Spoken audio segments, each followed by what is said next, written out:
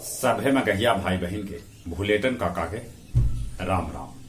आथिन मगहिया खबर में सुनथिन देश दुनिया के खबर। आज 14 नवंबर बाल दिवस है। देश के पहला प्रधानमंत्री चाचा नेहरू के जन्मदिन उनका शत शत नमन।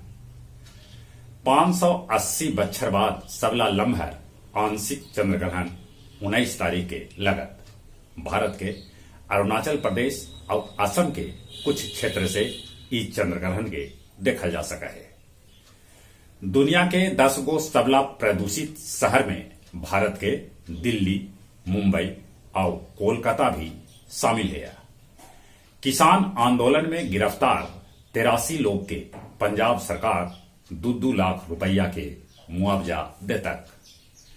बिहार में पहल बेर करावल जाए पक्षी सभे के गणना।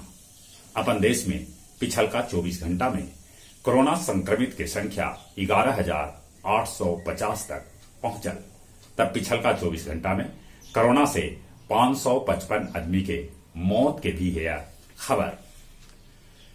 महाबोधि समेत 148 गो रेलगाड़ी अब अपन पुरान नंबर से चलावल जाए।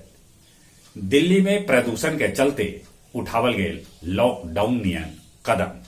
दिल्ली के सभी स्कूल एक हफ्ता लेल बंद कर देवल गए। महाराष्ट्र के गढ़ चिरौली में 26 गो नक्सली के पुलिस मार गिरौलक।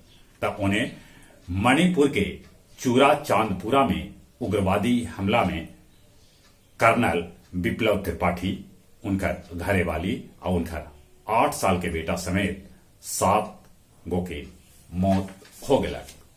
संयुक्त अरब अमीरात में चल रहा है दुबई एक्सपो, जगह में रिकॉर्ड 3 लाख आदमी देखलन भारत के पेवेलियन। मार्स रोवर कैलक मंगल ग्रह पर खुदाई, लोकल रहस्यमय धब्बा। यूरोप में सबला बेसी कोरोना के टीका लगावल गेल है, तैयो ढेरे देश में बढ़ रहा है कोरोना के मामला। नासा के अनुमान के मुताबिक ओजोन परत में 2.48 करोड़ वर्ग किलोमीटर के छेद हो गए है। ई महीना के अंतिम तक गयाजी श्मशान घाट में प्रदूषण रहित शब्दागृह चालू कर देवल जाए। गया जिला हिंदी साहित्य सम्मेलन भवन में काव्य संध्या 383 के आयोजन कैल गए, जकर अध्यक्षता सुरेंद्र सिंह सुरेंद्र और संचालन डॉक्टर राकेश कुमार सिन्हा रवि कैलका।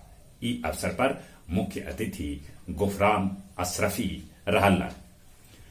14 से 16 नवंबर तक आयोजित बोडो साहित्य दिवस के उपलक्ष्य में अंतर्राष्ट्रीय काव्य उत्सव में भाग लेतन गया के युवा कवि आर्यन। ई उत्सव में दुनिया भर के 100 भाषा के कवि भाग ले रहे हैं। अब कुछ खेल के समाचार। अपन देश के कुल 12 गो खिलाड़ी के पहल बेर राष्ट्रपति मेजर ध्यानचंद खेल रत्न सम्मान से सम्मानित कैलका। राष्ट्रीय जूडो में ऋषभ दिलोलन बिहार के स्वर्ण पदक। T20 विश्व कप के फाइनल आज हुए। ऑस्ट्रेलिया और न्यूजीलैंड अपने में भिड़तन। पहल बेर दोनों में से कोई एगो T20 के नया चैंपियन भेटाए। जहां तक मौसम के सवाल है, आसमान में बदरी है। मौसम विभाग सूचना दिलका है कि 1-2 जगह पर बूंदा बूंदी भी हो सका है। बदरी फटला के बाद ठंडा बढ़ा। ठंडा से बस्थित कोरोना से बचे लेल मुंह और नाक पर मास्क लगाथिन, सोशल डिस्टेंसिंग के पालन करथिन। जो उम्र 18 बच्छर से ऊपरे है तब कोरोना के वैक्सीन जरूर लेथिन। चले एक बेर फिर से अपने सभे के भूलेटन काका के राम राम।